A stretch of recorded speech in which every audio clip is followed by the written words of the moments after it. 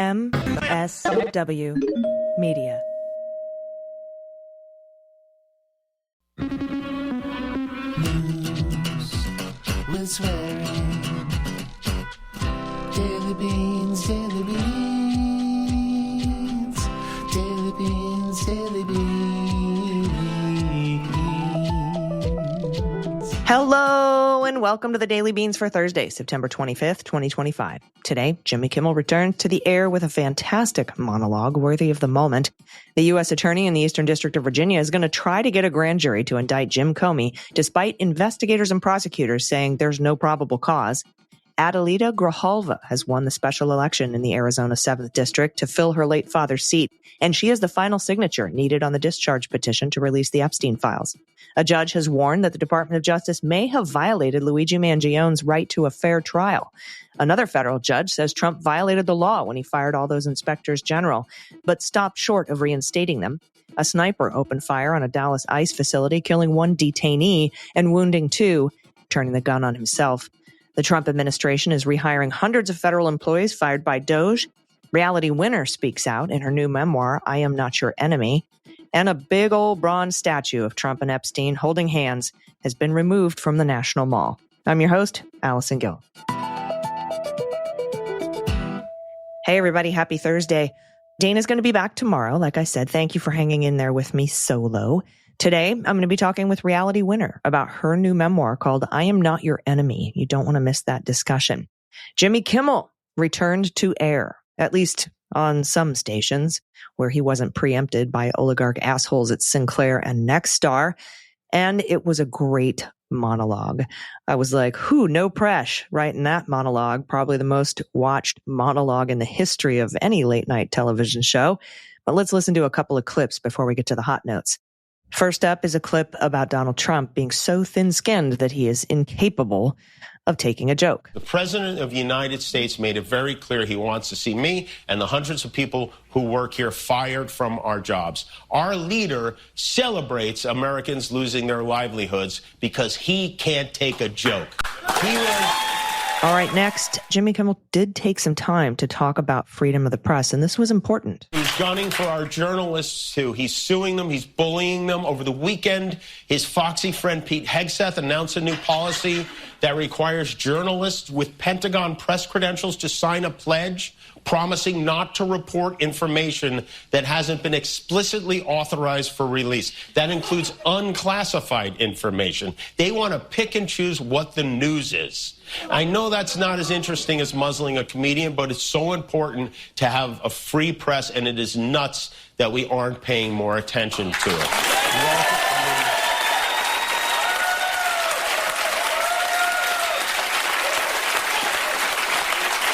Walter Cronkite must be spinning in his grave right now.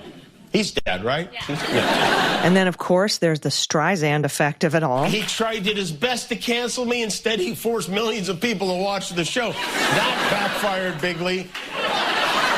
He might have to release the Epstein files to distract us from this now. And probably my favorite joke of the monologue. A lot of people have been asking me if there are conditions for my return to the air, and there is one. Disney has asked me to read the following statement, and I agreed to do it. Here we go. To reactivate your Disney Plus and Hulu account,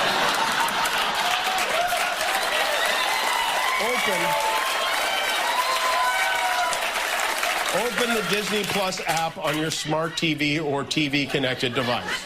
Now, I'm going to continue to stay unsubscribed from Disney Plus as long as the bullshit affiliates keep him off the air, keep preempting him. But I thought that was a fantastic monologue. I thought he did a wonderful job. And I feel like we want a little battle. I think that's an historic moment in television. And I'm glad I got to see it. All right, everybody, it's time for the news. Let's hit the hot notes. Hot notes. First up, Democrat Adelita Grijalva won 70-30 in Arizona last night. Grijalva, former Pima County supervisor and Tucson school board member, captured Arizona's 7th congressional district, which includes Tucson, over Republican Daniel Gutierrez. She will serve out the remaining 15 months of Rep. Raul Grijalva's term That's her father, after he died in March of complications during cancer treatment. She is the final signature needed to force a floor vote on the release of the Epstein files in the House. Next up, from Falders at ABC, Donald Trump's handpicked U.S. attorney in Virginia is planning to ask a grand jury in the coming days to indict former FBI Director Jim Comey for allegedly lying to Congress, despite prosecutors and investigators determining there was insufficient evidence to charge him. That's according to sources with direct knowledge of the probe. Earlier this week, prosecutors presented Lindsay Halligan, Trump's former personal attorney, whom he appointed to lead the U.S. Attorney's Office in the Eastern District of Virginia. They gave her a detailed memo recommending she decline to bring perjury and obstruction charges against Jim Comey. She got that memo. That memo exists. That memo, if she happens to get an indictment past a federal grand jury, will come up in court. A months-long investigation into Comey by DOJ prosecutors failed to establish probable cause of a crime. So not even the likelihood, not even, the standard of being able to obtain a conviction beyond a reasonable doubt, they couldn't find probable cause, meaning that not only would they be unable to secure a conviction, but proving the claims beyond a reasonable doubt would be impossible. They couldn't even reach a significantly lower standard, the one that's necessary to secure an indictment, probable cause, which is why they say you can indict a ham sandwich. Now, keep in mind, you can drag Comey for what he did to Hillary in 2016, and I do. And you can also drag the DOJ for this bullshit weaponization of justice at the same time. Andy McCabe and I are going to discuss this in far more detail on this weekend's episode of Unjustified, because Andy might have a role to play here. All right, next up from ABC, a sniper opened fire on a Dallas Immigration and Customs Enforcement field office Wednesday morning, killing one detainee, not an ICE official, a detainee, and critically wounding two other detainees. That's what the Department of Homeland Security said. DHS previously said two detainees were killed and one was injured. The agency later issued a correction, saying one died and two were shot but survived. Man, this is the problem with wanting to do everything on social media with this administration. One of the wounded was a Mexican national, according to Mexico's Ministry of Foreign Affairs. While no officers were injured, the Department of Homeland Security said the shooting was an attack on ICE law enforcement, which in all likelihood means it was not. Kash Patel shared a photo on Twitter of some bullets, one which had written in pen, anti-ICE. Not no ICE or fuck ICE or anything else anybody who's actually against ICE would write. But once again, like they did with the bullets from Charlie Kirk's shooter, the media is running with this as fact. As if you can believe what Kash Patel has to say, or the Department of Homeland Security for that matter. Now, I'm not telling you that I know it's bullshit or that I know it's real.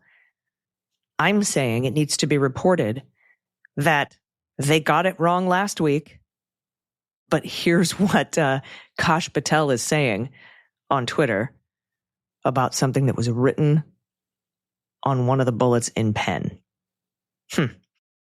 We'll keep an eye on this. Next up from All Rise News, Adam Klasfeld. Two high-ranking Department of Justice officials' social media posts amplifying Donald Trump declaring Luigi Mangione guilty during a Fox interview may have violated a federal court's local rule protecting his right to a fair trial. That's what a federal judge said on Wednesday. On Tuesday, Mangione's defense team, led by attorney Karen Friedman Agnifilo, I hope I'm saying that right, they filed a letter alerting the judge to Trump's statements to try and take the death penalty off the table in her client's federal case. On September 18th, Trump told Fox's audience that Mangione shot someone in the back, clear as you're looking at me, shot him right in the middle of the back, instantly dead. Mangione stands charged in state and federal court with murdering United Healthcare CEO Brian Thompson. Commenting on Mangione's supporters, Trump added, "This is a sickness. This really has to be studied and investigated." Well, we can't study gun violence in the United States because of you.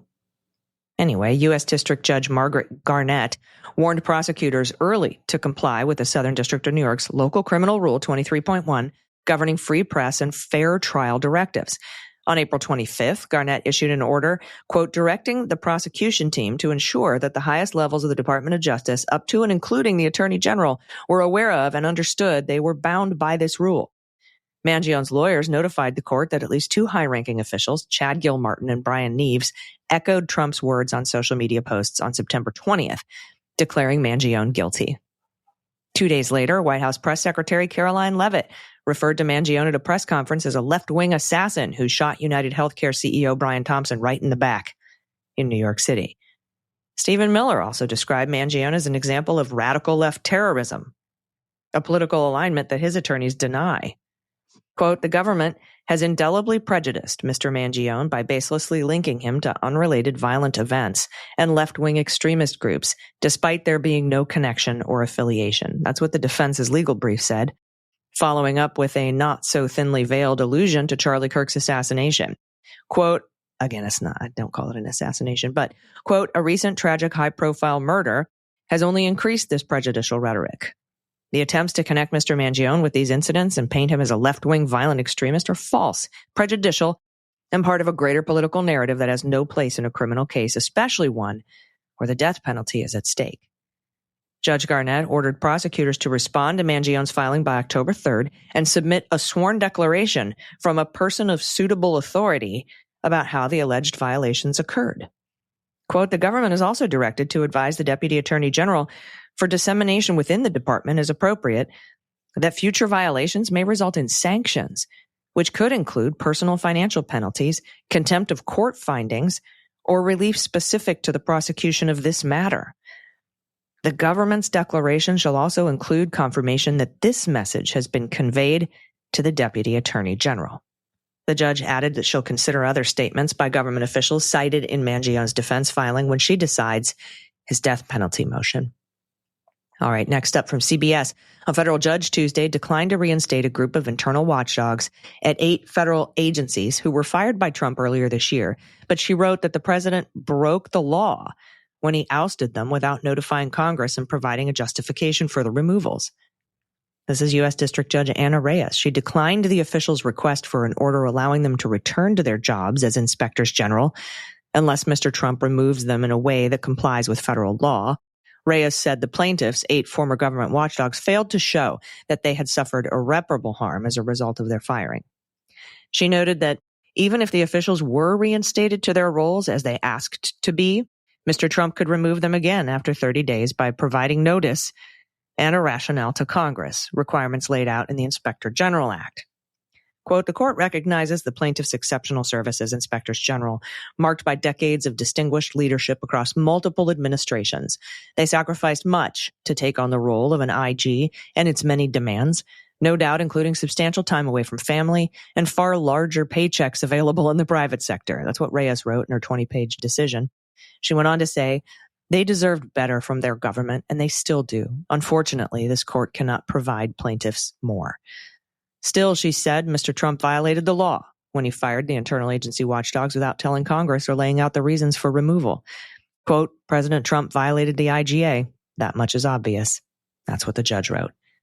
So basically, because the way he violated the law was by not informing Congress, so she reinstated him. He would just inform Congress and wait the 30 days and fire them again. That's why she's not reinstating them. Next up from CNN, hundreds of federal employees who lost their jobs in Musk's cost-cutting blitz are being asked to return to work. The GSA, General Services Administration, has given the employees who managed government workspaces until the end of the week to accept or decline reinstatement. Now, those who accept must report for duty October 6th, after what amounts to a 7-month paid vacation, during which time the GSA in some cases racked up very high costs passed along to us, the taxpayers, to stay in dozens of properties whose leases were slated for termination or allowed to expire. Quote, ultimately, the outcome was the agency was left broken and understaffed. That's Chad Becker, former GSA real estate official, went on to say they didn't have the people they needed to carry out basic functions. Pushback to GSA's dumping of its portfolio was swift, and both initiatives have been dialed back. More than 480 leases slated for termination by DOGE have since been spared. Those leases were for offices scattered around the country that are occupied by such agencies as the IRS, the Social Security Administration, and the Food and Drug Administration. As a result of the internal turmoil, 131 leases expired without the government actually vacating the properties. This situation has exposed the agencies to steep fees because property owners have not been able to rent out those spaces to other tenants. We pay those steep fees. Next up from the Times. The two bronze-colored figures appeared mysteriously on Tuesday, rising a dozen feet tall on the National Mall. One, President Trump. The other, deceased sex offender Jeffrey Epstein. Quote, "Best friends forever," the title read on a plaque nestled below the two figures that held hands frolicking before the U.S. Capitol. By Wednesday morning, the statue had been removed by the United States Park Police. Its provenance was unknown, its creators anonymous. But its brief dalliance on the National Mall, hardly a mile from the White House, took aim at a lingering albatross for Trump, his friendship with Mr. Epstein. The brief installation was the latest in a series of satirical statues that have appeared in Washington since October 2024. A plaque at the statue's base read, quote, "We celebrate the long-standing bond between President Donald J. Trump and his closest friend, Jeffrey Epstein." Etched separately were several quotes from a sexually explicit note that Mr. Trump is said to have written to Mr. Epstein on his 50th birthday. The U.S. Park Service and the Park Police said in a statement that it and the National Park Service have removed the statue because it was not in compliance with a permit. That's some good trouble right there. I look forward to the next statue on the mall. And speaking of good trouble, we're going to have some, but it's first up in the good news today. So first, you'll have my interview with Reality Winner. So stick around. We'll be right back. After these messages, we'll be right back. Still paying too much for wireless? Mint Mobile keeps it simple with their favorite word, no. No contracts, no extra bills, no sneaky fees, no hidden cost, no tricks. Just premium wireless that saves you real money every month. I want to thank Mint Mobile for supporting this episode. You can make the switch at mintmobile.com/dailybeans. Stop paying for expensive contracts and hidden wireless fees when Mint Mobile offers plans starting at just $15 a month. Their service runs on the nation's largest 5G network, giving you reliable high-speed data along with unlimited talk and text. Switching is easy, too. You keep your phone, you keep your number and all of your contacts with no hassle. With Mint Mobile, you finally get premium service at a fair price, making it the smarter choice for your wallet and your lifestyle. One of our show producers signed up with an old Android phone that he had just lying around, and within days, he had a second phone number up and running thanks to Mint's quick SIM delivery and simple activation instructions. Now he's got a line dedicated to digital mischief, and I love this for him. So if you're ready to say yes to saying no, make the switch to Mint Mobile at mintmobile.com/dailybeans. That's mintmobile.com/dailybeans. Upfront payment of $45 required, equivalent to $15 a month. Limited time new customer offer for 3 months only. Speeds may slow above 35 gigabytes on unlimited plan. Taxes and fees extra. See Mint Mobile for details. Hey everybody, welcome back. Reality Winner was a 25-year-old translator for the NSA when she read a classified document revealing what she assumed would make headlines during a time of unprecedented leaking. Now, after blatant lies by the Trump administration and public silence by the NSA, there had, in fact, been foreign interference in the 2016 U.S. election. In a breach of NSA protocol, she impulsively printed it, took it out of the building, and mailed it to The Intercept, which published it and then promptly informed the NSA. For that, she received the longest prison sentence ever imposed on a government-affiliated employee convicted of a single count of leaking classified information and spent more than 4 years in federal prison. And now, for the first time, Reality Winner is telling her own story. Her unusual childhood in South Texas with a brilliant but unstable father whose obsession with politics, ancient history, philosophy, and religion sparked her own interest in ancient civilizations and the study of foreign languages, including Latin, Arabic, Farsi, Dari, and Pashto. Her patriotism after 9/11, which led her to enlist in the Air Force and join the NSA, where the work she did in the hope of protecting American security was part of the U.S. campaign in Afghanistan, and, most movingly, her life in the American prison system and how it nearly broke her. Her new book, I Am Not Your Enemy, is bold, and it's a brave examination of the moral choices that compel us to act, as well as an account of the risks one young woman took to protect her country and the price that she paid for it.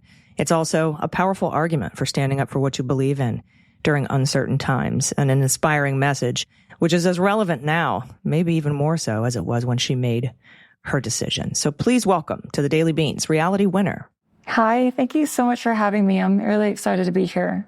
I cannot tell you how excited I am to talk to you. We have been reporting for years on the interference in the 2016 election, your leak, what happened to you following your story. I know we had your mom on the Mueller, She Wrote podcast, and I wanted to start today by asking you what prompted you to write your memoir and tell your story, because I think, making sure other people hear what you have to say is vitally important. And I was wondering if that was the impetus here or if there were other things.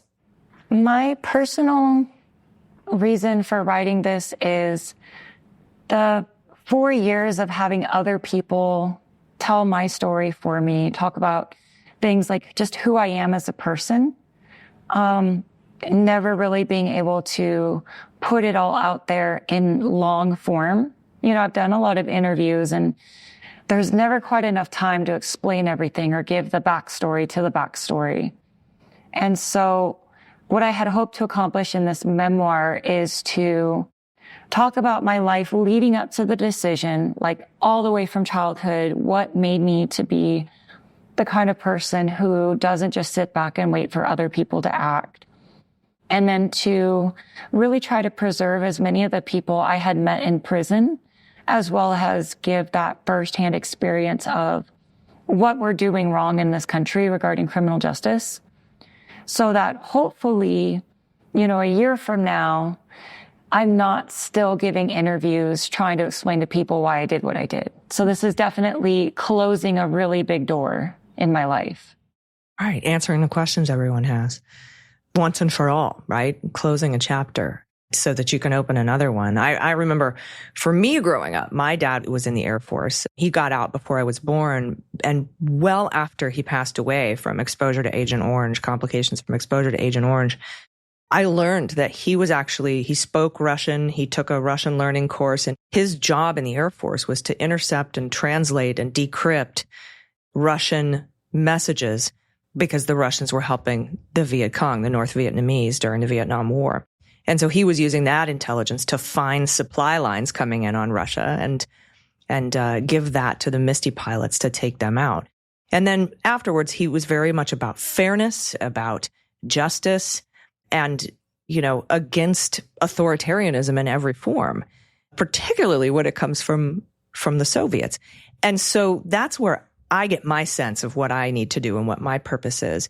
And you talk about in your book, your childhood and what gave you your moral compass. Talk a little bit about that. First of all, that's absolutely incredible that your dad did all of that. My older brother is a Russian linguist in the Air Force, so we have that in common. Mm-hmm. Honestly, it sounds really dumb, but it just came from being a millennial watching Disney growing up.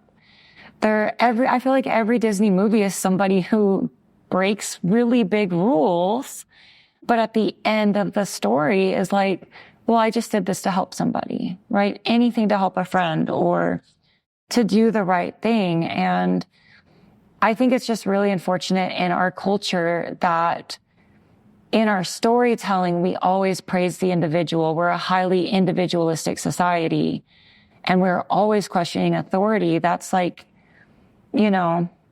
the origin story of the United States is that there's not going to be one figure of authority. And we can question that and have freedom of thought. That's why, there's so many other reasons. We can talk about colonization and stuff like that. But the story that we tell our children in public schools is the rugged individualism that formed America. And I think it's insane that when people become rugged individuals and do questionable things because they want to make the country a better place, they get crushed. Yeah, and I think there's a lot of people waking up to that as they're seeing their neighbors being kidnapped by masked ICE agents in unmarked vans. I know a professor of history named Jelani Cobb talked about how back in the day when the Refugee Slave Act was enacted and people were coming into neighborhoods and kidnapping people's neighbors and community members, even the segregationists, the non-abolitionists were against it. And people were kind of coming together against that sort of battle, against that sort of removal of their community members.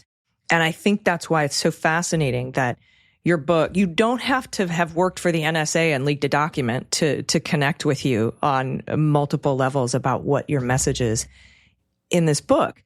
And so I wanted to ask you, because I know what I learned and I know what I take away from it, but what are you hoping that people can learn from your story and take away from your story? It's changed so much over the 4 years that we've been trying to make this memoir come into fruition.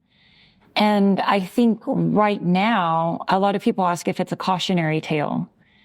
And at this moment in time, with things in this country that are so quickly devolving, and we're all going to hell in a handbasket at this point, that the moral of the story is that I'm okay. And I made it home. And you can too. I'm not telling anybody to commit a crime or betray an agreement that they made with the government of the United States. But I want active duty service members and people who are working for the government to know that if there is a time to question authority and to give the people of the United States information, or even, a little bit of sabotage, like what we saw in like the Vietnam era with destroying all the draft cards. If there's a time for questionable behavior, like look at this book, look at the movies that have come out compared to week 1 when the prosecution of the government of the United States said I was a Taliban sympathizer. And just know that here we are 8 years later, I made it out okay. It wasn't all bad. And that was one of the things I wanted to show about prison. Like, it was hard because I have a very specific mental illness that made it hard.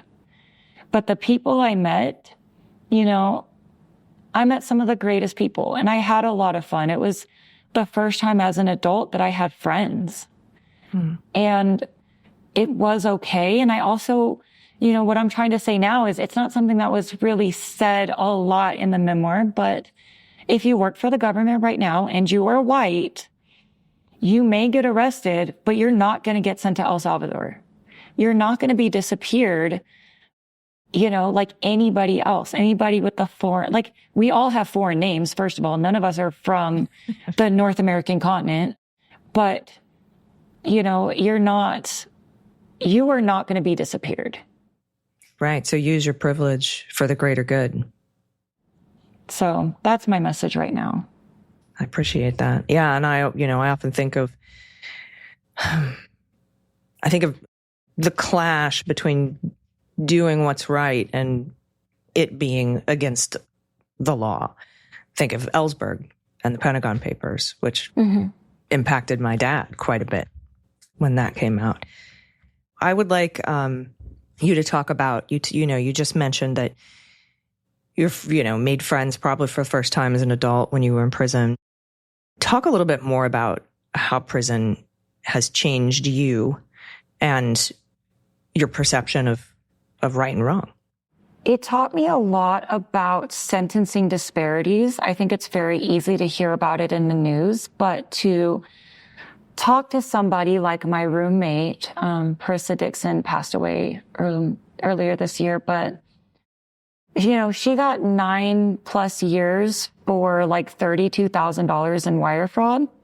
And then like another woman who, wasn't Black got, 6 years for, $2 million worth of embezzlement. And when it comes to these financial crimes, it's just who your legal team is and who you pissed off. And a lot of times race comes into that. If you're depending on what type of drugs and what type of distribution charge you wind up with. I know people doing 25 years when the feds didn't find a single gram on them. It was just somebody put their name in their deposition so that they could get a better deal. All they had were Facebook messages of possible drug dealer. And those people are actually doing more time than child sex offenders. Since we're so obsessed about that right now in our country, these women, most of those women have release dates and they would have gotten more time if they were selling meth, and the females, they exist, like they're in Carswell right now. And the program that they give to correct and heal them is a Christian one. That is what our federal prison is doing. They just put them in a year-long Christian boot camp that tells them that they're the victim, and then they get released. And it's like But then, God forbid you have a drug related crime, you're never going to see the light of day. That was one of the things that we would just talk about. We would get so angry about because nobody in there felt like they were innocent, but we just couldn't understand what the system was actually doing for society in general. No, right. And if you ask me, it's to incarcerate marginalized communities, take away their right to vote and keep them at bay. I mean, we saw it with the mandatory minimum sentences for people who had cocaine versus people who were found with crack. Mm-hmm. You can go back hundreds of years with the disparities between our the two tiers in our justice system. And now with the wealth gap and the oligarchs kind of taking over, they're allowed to do whatever they want and nobody else is. So I think we're going to start seeing that lower, just everybody else who's not a billionaire starting to suffer right along with everybody else. And I think that's why it's more important now than ever to speak out and tell the truth, which is why I'm so glad that you've written this book. And I hope everybody goes to their local bookstore and orders it. Order 10 copies, give away some for the holidays, put some in some little libraries wherever you're around your neighborhood. I love my little libraries in my neighborhood. But people, I think, need to read this story because the courage and the bravery to stand up and do what's right in the face of long-standing, decades, hundreds of years old disparities and issues with our justice system is now, like you said, important now more than ever, given what we're seeing happen today from this particular regime. Would you do it again? Would you do it all over again if you had the chance? I wouldn't, simply because that information did not change the trajectory of our country. It did not leave the American people more informed. It certainly didn't leave them any less divided than they were before. I would say that if I can't change the fact that I broke the law or that I was willing to break the law, I wish I had walked out of NSA with the document and taken it to Congress, because they actually hadn't seen that report. Like, that was one of the crazy things when you're so compartmentalized and you see that everybody with the top secret clearance at NSA at least has read the document. You feel like you're being mocked. Like, Congress saw this, the Senate saw this, they all saw this, and they're just laughing. And in truth, we had seen it because it was an analysis of something, but other parts of the government did not. And so if I had that knowledge, I would have taken it straight to the Senate. I would have been, they wouldn't have had a leg to stand on in court. Like, yeah, she retained and disclosed national defense information, but at least I would have gone down in history as someone who took secret information from the NSA and gave it to a senator and then gone to jail. It would have changed so much more about how they tried to portray who I was as a person. Yeah. And again, I think that speaks to why you would want to tell your story. So the book is called I Am Not Your Enemy. It is a memoir by Reality Winner. I hope everybody grabs as many copies as they can. And is there anything else you want everybody to know about you or about this situation that maybe I didn't cover? So I guess it's not a public enough document, my plea deal with the United States, which is an open source public document. I'm not making any money from this. I've not made a single penny off the movies. I, as well as any of my associates, my family, and they included future family members, can never make money off of any information or any telling of my life story from the day I joined the Air Force, which has nothing to do with my crime, until the day I finished my prison sentence last November. Anything related to that, even if my mother were to write her own memoir about being the mother of an incarcerated daughter, if she were to use my name and my crime and anything relevant to that, and she makes money off of it, I could go back to prison for her. I signed that document, but my whole family is held to it. Wow. Well, how can we support you? Never stop talking about the genocide in Gaza as well as the Congo.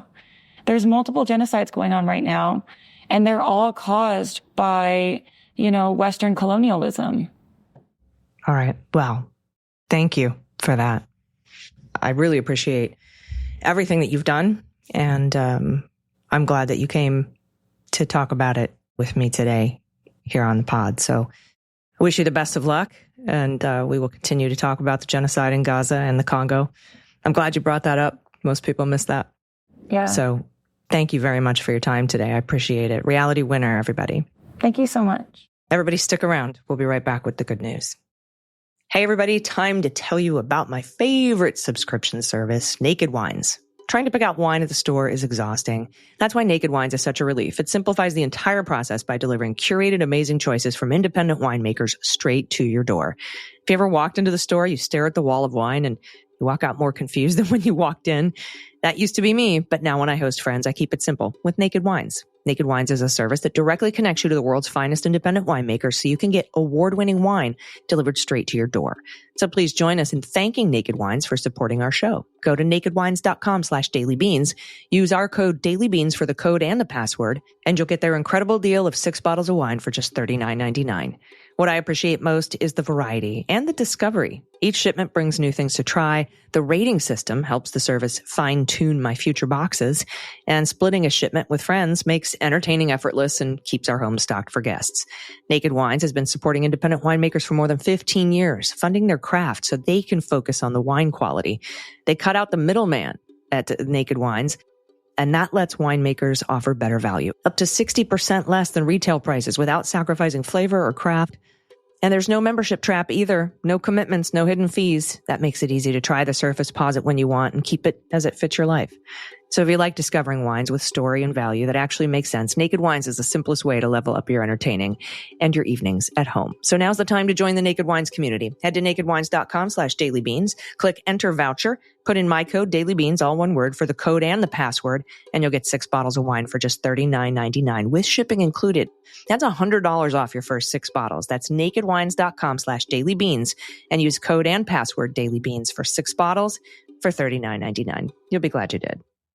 Everybody, welcome back. It's time for the good news. Who likes good news, everyone?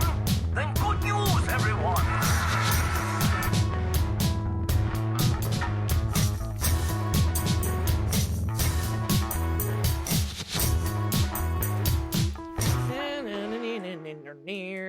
Good news, good news. We would love to hear a good news story from you, our listeners. Any good news, little, big, yesterday, 10 years ago, send it to us. It can also be a shout out to a loved one or a kid or a parent or a spouse or yourself. We love self shout outs. You can also send a shout out to a government program that's helped you or a loved one. It can be a federal government program like the Affordable Care Act, Social Security, Medicare, Medicaid, or it can be a local one like Medi-Cal or, something that's going on municipally where you've been helped. Or a loved one as well. We would also love to hear about student debt relief. Those are great stories. People being unburdened who've been saddled with, just immense debt. Having that debt relief is pretty amazing. It changes lives. Send that all to us. And to get your stuff read on the air, you just got to pay your pod pet tariff, which really means attach a photo of anything, but you can attach your pet. We can try to guess the breeds in your shelter pup if you want. An adoptable pet in your area works too. Any random photo of an animal off the internet. We have some favorites. I like capybaras, secretary birds, naked mole rats, pygmy marmosets. I love a Bornean binturong. We love pandas. I like red pandas. Dana likes black and white pandas. Anything really. And then of course, family pictures or pictures of your happy place or maybe a rally you've been to that had some great signs. We've got No Kings 2 coming up October 18th. So get your cameras ready to send in photos of your favorite signs for that. And any great activism going on in your neighborhood, maybe whatever little protest is happening. We would love to see those photos. And of course, baby pictures, family pictures, whatever. Just send us a photo. We would love to see it. You can send it all to us at dailybeanspod.com and click on contact. All right. First up is your good trouble. Your good trouble today comes from Dana, pronouns she and her. Hey, AG and DG. The U.S. Department of Education has released the details of its patriotic education program. States have a choice to opt in, but they're basically dangling the grant money like a carrot on a stick. Teach history our way or else. Partners of the curriculum include PragerU and Turning Point USA, which put a glossy whitewash narrative of slavery out there rather than the brutal honesty that students need. There's a comment period open until October 17th, so please lend your voice against extreme right-wing ideology creeping into our public schools. Accessing the comment portal has a few steps and a long link, so here's a Facebook post to Mrs. Frazzled that lays it out with some screenshots to help. We're going to have a link to that Facebook post and a link to regulations.gov where you can add your voice to this issue. Love your podcast. Thanks for the good trouble opportunities. Dana, thank you for the good trouble today. All right, now we have a pronunciation correction. Anonymous, pronoun she and her. Hello again. Tari is pronounced tie as in necktie. Re rhymes with free. Tyree. Okay, it's gorgeous, if sometimes a bit cold and windy. Less than an hour flight from Glasgow or a ferry from Oban. All the best. Now I'm probably going to get pronunciation corrections for Glasgow and Oban. Next up from Alicia, pronoun she and her. Today you mentioned a town in Massachusetts and it made me giggle. As a native to central Massachusetts, I play a fun game with all my out-of-town friends called How Do You Pronounce This Town Name? Know with confidence that you are in good company as there are oh so many people who can't pronounce Leominster. The best way I can write it for you is to say Leominster, but say it together. Leominster. I get quite a giggle when people try to pronounce towns like Haverhill, Leominster, Worcester. I know that one. And even my hometown, Ayr, which is probably not Ayr. And Haverhill is probably, I don't know. How else could you say that? Haverhill? You let us know, Alicia. For my pod pet Tariff, I give you my 3 crazy pups. Hank and Austin are 10 months old. They're giants, or mini cows, as my husband puts it. And our little guy Marshall is my 12-year-old shadow that's always following me around. Can you guess the breed of the big ones? They are piebald Siberian Huskies. Piebald is a genetic trait that affects animal skin and coat patterns. Many breeders don't like it and tend to just drop litters at pounds. That's how I got these 2, rescued from a high kill shelter just under 8 weeks old. They're beautiful. As a longtime daily listener, I just want to say I appreciate everything the Beans team is doing to deliver us the news. I appreciate it more than you know. Thank you, Alicia. I appreciate you more than you know. Let me know how to pronounce Haverhill, Leominster, Worcester, and I don't know Ayr. You let us know. Next up, Mel from Rhode Island, she, her. Hi, Beanalicious babes. I'm a listener, patron of all things since the kitchen table days. This is my first time writing into the good news. Now, if you're, first of all, I just want to break in here. If you're a new listener to the Daily Beans, you'll hear a lot of people talk about the kitchen table days. That's from 2017 when I first set up the Mueller, She Wrote podcast. We did it in our kitchen. The sound was atrocious. You can still listen to those early episodes. They're out there on podcast platforms. But that's what people mean by the kitchen table days. So while I have a constant tension headache from the anxiety and sadness due to the utter shitstorm that none of the Leguminati signed up for, I'm grateful for my incredible family, 4 beautiful children, and amazing friends. It's my very best friend who's been a family since our childhood that I want to give a shout out to and hopefully usher in some good news with all of your help. 2 weeks before COVID lockdown began, we were all at an 80s themed party when we received confirmation that my bestie had been diagnosed with the aggressive form of breast cancer. Her journey began with multiple surgeries, chemo, radiation. After over a year of remission, she received the devastating news that the cancer had metastasized to her spine. And she again endured surgery, chemo, and radiation. She almost got another year of remission, and then we learned this spring that the cancer had metastasized further into her spine. She has just finished her radiation, and her amazing oncology team is monitoring her closely to determine whether further interventions are needed. At 48 years old, my brilliant friend, who is a former healthcare professional herself, can no longer walk. What energy she has, she pours into her 10 and 12-year-old kids who barely remember the time before mom got sick. Her husband is an absolute rock star, but the caregiving, financial burden, and raw emotions have all taken a toll on him too. A few of our other ride or die friends and I are rallying our local crew for a fundraiser where the price of admission is a donation of a service or support for the family. As my pod pet tax, I've attached a photo of my bestie's purebred Pearl on the left, her rescue mix Maui in the middle, and my rescue mix Blue on the right. I'm sure you can guess the prominent breed they all have in common. Also, I'm attaching a pic of my partner and I from an infamous 80s party because I know AG will appreciate it. That's his real hair. What? Okay. All right. I do appreciate this. I appreciate the Robert Smith hair. I appreciate the Robert Smith makeup. I appreciate your partner, Mel. That's amazing. Look at the baby dogs. Yeah, they all look like, I don't know, pitties or labs. That's definitely a lab on the left there. So they probably all got lab in them, right? Somewhere. Let's see. Prominent breed, lab. Yay. I got one right. Fantastic photos. Thank you so much for that amazing shout out. Next up from Max L, pronouns he and they. Beans Queens, thanks for the thoughtful news. Been listening for a few years. Here's a hidden hummingbird pic from Monday. When RFK Jr. was confirmed, he said he was going to have autism answers in September. I knew it was going to be darkly funny, so I waited excitedly to hear something very stupid. I got to say, they killed it. I laughed so hard. The setup from the brainworm, the suspense of waiting while they did absolutely nothing, then the payoff with Trump revealing he's never said the word acetaminophen before. I am laughing and crying. They couldn't look any more foolish in front of the whole world. And a note here, it's important to continue to express our support for solidarity with all the people on the autism spectrum and every person with a disability. This administration is actively hurting them, and we see you here at the Daily Beans. Max, thank you for that submission. That's beautiful. Photo of flowers. Next up, Doc Adams, pronouns she and her. Hello, Beans Queens. So appreciate what you do for both of us. News with detail, then amazing interviews and good trouble suggestions with good news. You're both so immediate with us, offering your support and encouragement to listeners. And I want to take this space to give a shout out to an amazing woman in the Central Valley. Melissa Knight started Art of Anger, Fresno's first smash and rage room. She offers an alternative mental health model trauma transformation center that is holistic, artistic, and therapeutic. Upon entering her space, clients are encouraged to release their long-held pain and trauma and free themselves from the pain of their past in a completely judgment-free zone. She provides an emotionally safe and sacred space for releasing the anger, hurt, and resentment that all of us carry around with us, accumulated and packed away after every lie, every betrayal, every emotional manipulation, every physical assault, every verbal attack.